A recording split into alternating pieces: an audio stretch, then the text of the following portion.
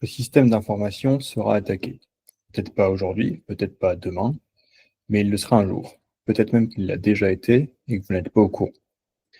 Il est de plus en plus difficile, avec tous les nouveaux services qui sont ajoutés tous les jours, de s'assurer de la conformité du système d'information et de la sécurité des données et des usages qui en sont faits. Et l'intelligence artificielle, en particulier les IA génératifs comme ChatGPT, Claude, Perplexity, Gemini et autres, qui ont envahi le marché et sont des outils très utilisés parce que très efficaces, apportant de nouveaux services à un gain en productivité non négligeable, ont encore augmenté cette surface d'attaque. Et c'est une surface d'attaque qui a augmenté sans que les moyens de défense ne suivent, du moins pour l'instant, rendant le système plus vulnérable. Il est difficile de savoir si on peut faire confiance aux IA aujourd'hui, surtout sur les dimensions de cybersécurité, de protection de la donnée et d'accuracy et performance des modèles. Et il n'est pas possible de tirer pleinement profit des modèles et de leur mise en production sans adresser ces points. Pour adresser ces différents points, il faut repenser les architectures IT en tenant compte de cette nouvelle surface d'attaque et des nouveaux usages qui en découlent. Donc, tout d'abord, on a les trois nouvelles briques en haut, donc la qualité de la donnée tout d'abord, puisque les données viennent de différentes sources et sont utilisées pour entraîner et tester les modèles. Il y a différentes sources comme des CSV, des sources internes, SQL classiques, des images ou autres, même des API externes. Et cette donnée est utilisée pour entraîner les modèles qui seront mis en production derrière. Donc si la donnée n'est pas de bonne qualité, le modèle ne pourra pas représenter correctement le phénomène que l'on veut représenter et donnera donc des prédictions de mauvaise qualité.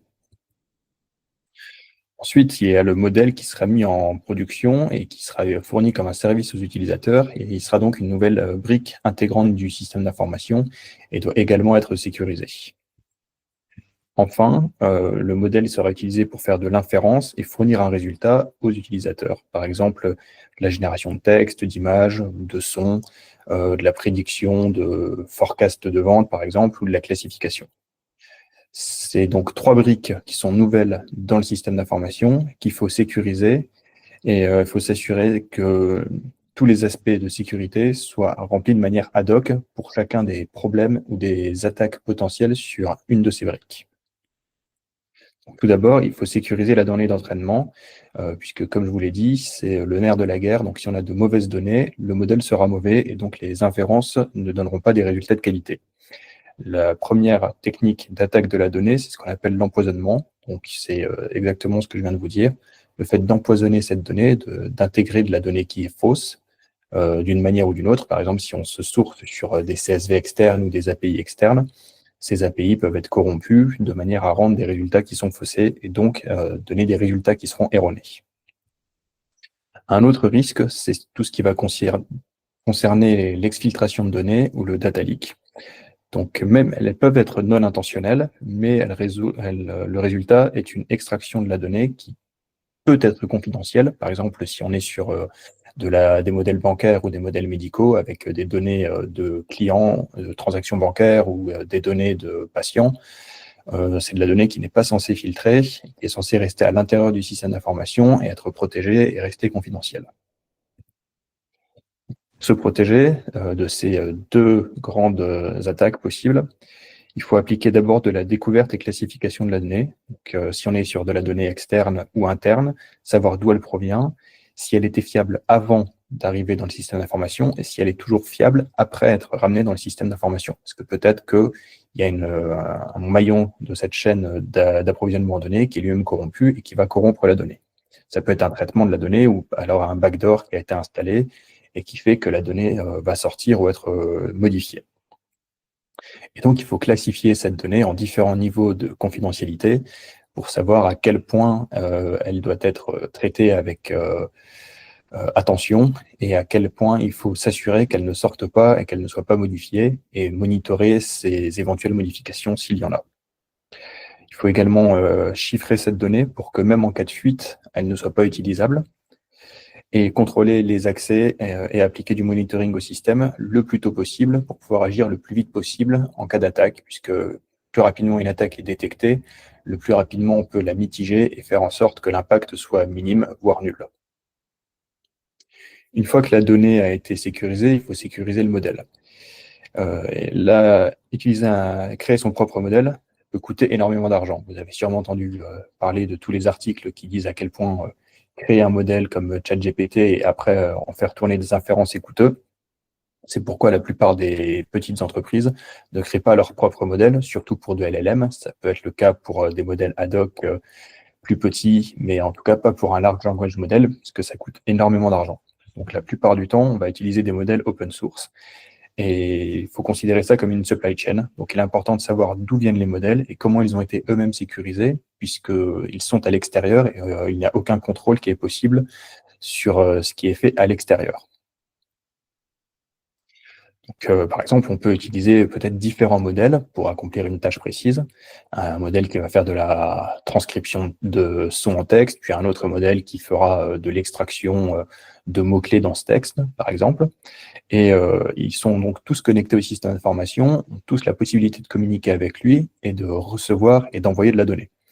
Donc, il faut s'assurer que tous les modèles sont fiables, puisque si l'un d'eux n'est pas fiable, il va injecter de la donnée ou interagir avec le système d'information, par exemple en pouvant injecter des malwares à l'intérieur, ce qui représente donc une faille et un danger, puisqu'une chaîne, une supply chain en particulier, n'est jamais aussi fiable que le plus faible de ses maillons. On peut également utiliser des API et là encore, il faut s'assurer que ces API sont elles-mêmes sécurisées et de quelle manière elles le sont, puisque c'est également un point d'attaque possible. Enfin, si des plugins sont utilisés pour interagir avec les intelligences artificielles, il faut s'assurer de leur donner via un principe de least privilege, s'assurer que les plugins ne peuvent avoir accès qu'à la partie du SI qui les concerne et qu'ils ne peuvent pas aller plus loin dans le système d'information et faire de l'escalade de privilèges pour, là encore, servir peut-être de point d'infiltration. Et il faut également s'assurer que tout ce qui est relatif à la propriété intellectuelle est respecté, puisque si on utilise des sources externes, il faut s'assurer que tout ce qu'on utilise est légalement accessible. Et là, ça va être des histoires de gouvernance et les législations entre le pays qui utilise la donnée, le pays qui la fournit, etc., etc. Pour se protéger, il faut opérer des scans du système d'information, s'assurer du comportement du code, sécuriser les systèmes, notamment en retirant les logins et mots de passe par défaut, et retirer tout ce qui va être service inutile. Donc, si un plugin n'est plus utilisé, parce que le système d'information a évolué, le service a évolué, et que ce plugin n'est plus adapté, il faut le retirer. Pareil pour les API ou les modèles qui ne servent plus. Donc, penser à un système de cycle de vie pour les modèles et retirer ce qui n'est plus pertinent. Puisque si ce n'est plus pertinent, mais que ça reste à l'intérieur du SI, peut-être qu'à un moment, cela sera une faiblesse et pourra être utilisé pour pénétrer dans le système d'information. On doit également utiliser du RBAC ou Role-Based Access Control pour s'assurer que les briques externes qui sont intégrées dans le SI ne peuvent accéder qu'à ce qui leur est nécessaire. Et enfin, il faut inspecter le code source si les modèles sont open source pour s'assurer qu'il n'y a pas de backdoor ou de malware intégré dedans. Une fois que la donnée et les modèles sont sécurisés et qu'on est donc sûr que la donnée et le modèle représentent bien le phénomène qu'on veut modéliser, il faut sécuriser l'usage des modèles qui sont fournis aux utilisateurs. Par exemple, si on est sur un LLM, un utilisateur pourrait faire de la prompt injection pour tenter de jailbreaker le système et lui faire des choses qu'il n'est pas censé faire. Cela, l'utilisateur va faire de nombreuses requêtes au LLM et jusqu'à, par exemple, pour le tourner en une usine à malware et le détourner de son but initial, ou pour faire de l'extraction de la donnée, soit pour pouvoir extraire la base de connaissances, soit pour pouvoir recréer la structure du LLM. Donc, pour faire ça, on va lui poser plusieurs questions, examiner la donnée qui sort et faire des corrélations pour pouvoir progressivement, de proche en proche, escalader dans la connaissance qu'on a du LLM. Une autre attaque qui est beaucoup plus classique, c'est le denial of service. Donc là, l'idée, c'est d'empêcher l'accessibilité aux modèles et aux services en envoyant énormément de requêtes, plus que ce que le système d'information est capable de traiter, et donc rendre le service tellement lent, avec des files d'attente tellement longues qu'il est inaccessible. Et enfin, on peut faire du vol du modèle en envoyant de nombreux prompts pour recréer la base de connaissances qui a été utilisée pour l'entraînement du modèle. Pour s'assurer que ce genre de choses n'arrive pas, là encore, il faut appliquer du monitoring du modèle, donc monitorer ce qui se passe et quels sont les prompts qui sont envoyés. Il faut également penser à mettre en place des garde-fous. Donc, par exemple, si on détecte le mot password ou mot de passe dans le prompt, traiter ce prompt et de manière à ce que la réponse soit une réponse automatisée qui va empêcher le modèle de donner de l'information qu'il n'est pas censé envoyer. On peut également mettre en place du MLDR ou Machine Learning Detection and Response. On en parlera dans une prochaine vidéo. Et il faut également penser à mettre en place de la sécurité plus classique, donc comme pour n'importe quelle brique du SI, avec un SIEM pour Security Information Event Management et du SOAR pour Security Orchestration, Automation and Response. Donc ça va nous permettre de savoir en temps à peu près réel ce qui arrive dans le système, si la donnée en sort et si des comportements imprévus et des mouvements imprévus, que ce soit au niveau des utilisateurs et au niveau du modèle, arrivent.